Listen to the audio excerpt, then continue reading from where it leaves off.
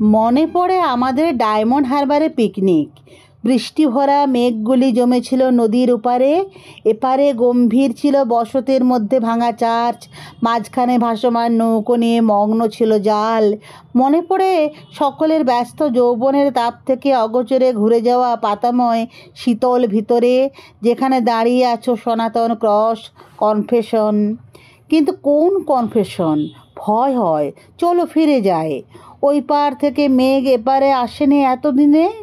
শরীরে মাটির গন্ধ মেখে নেওয়া হয়ে গেছে শেষ। আমাকে নেয়নি কেউ আমাদের, তাই সারি সারি বসেছে মেঘের দল। কিন্তু কোনো বৃষ্টি নেই বুকে, অবাধ ভাতের স্বাদে ফিরে আসে সাবেক আহ্লাদ।